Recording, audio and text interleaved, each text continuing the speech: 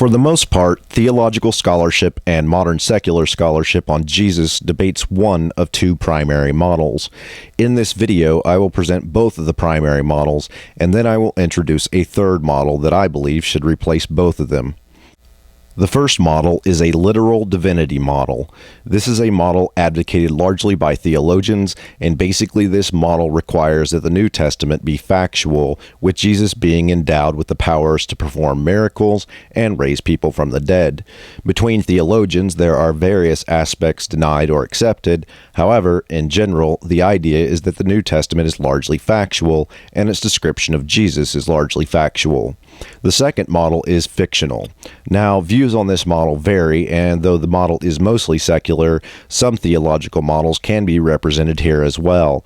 However, in large part, they all seem to agree that the New Testament account is some version of fiction, that no matter what the circumstance, the end result was a work of fiction. Now, as part of this fiction model, there are generally two factions. The first concept is that there was a real person named Jesus, and this fictional model was later based on him. The second faction believes that the work is pure fiction. It doesn't require a real human being, it only requires knowledge of other works. Several stories could be collected and blended into this fictional model, but in this case, a real person named Jesus is unnecessary. Now, the second group is largely on secure grounds. They are aware that there is no evidence for even the plausible New Testament attributes for a real Jesus, so they discount it as pure fiction. It's a bit vague, unwieldy, and lends itself to conjecture. However, their case, based on the lack of evidence, seems largely reasonable. But it's the first camp of the fiction model that points to a much bigger problem. The problem is explaining the mechanics behind getting from a real human being to a divine fiction. Even if some aspects sound plausible, the existence of a real Jesus doesn't explain the later fictional construct, which of course leads to the question of why would we need a real Jesus at all? In fact, we could literally put anything in this model and we still would have the same problem. What if Jesus was a tree? What if Jesus was a mountain? What if Jesus was literally the entire planet Earth?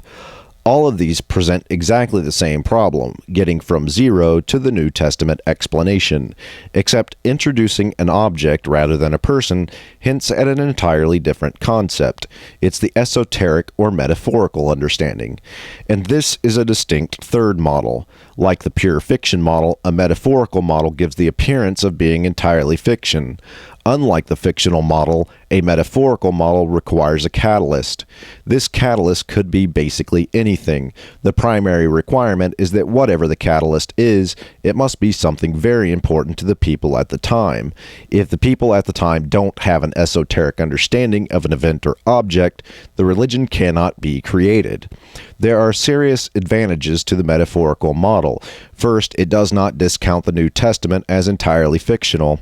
While metaphor certainly gives the appearance of fiction, it is literally metaphor for something else. And this leads us to perhaps the biggest advantage of all to the metaphorical model: traceability. The final construct of the New Testament should give an indication as to what the original event or object was. While certainly the New Testament is the result of decades of Christian thought, it is unlikely that the authors were able to eliminate the original understanding. The original catalyst concept was such a big reason for the existence of the religion that it cannot be fully removed from the texts. And with both the New Testament and external evidence, we should be able to determine the catalyst. In fact, this is a requirement of the metaphorical model. The metaphorical model requires that somewhere in the textual evidence, the original concept should exist in some form. I have found the metaphorical model to be the most reasonable of the three. If the catalyst event or object can be determined, it could very well explain why it is that Jesus is said to be divine in the New Testament. An esoteric understanding of an event or object could automatically endow Jesus with special powers far before a real Jesus model was introduced.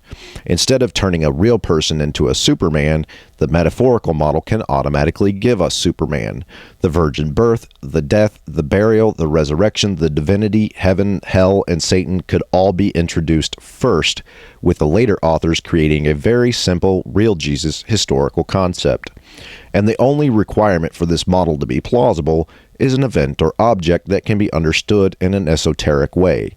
That is it. So at this point, I would submit that not only is the metaphorical model plausible, but that it is the most likely explanation for the birth of Christianity. It does not assume that the original Christians were lying or writing fiction. Rather, original Christianity was born out of an esoteric understanding of an event or object. The original Jesus had all kinds of powers derived from an esoteric understanding. Later authors introduced a very simple historiography over the initial esoteric idea. It is a reversal of the real or fiction model. It proposes that the metaphor or the fiction came first, and that the minor historiography that makes up the real Jesus concept was a very simple, later addition to the texts. Jesus did not become Superman. An event or object yielded Superman, and then Superman eventually became historical Jesus.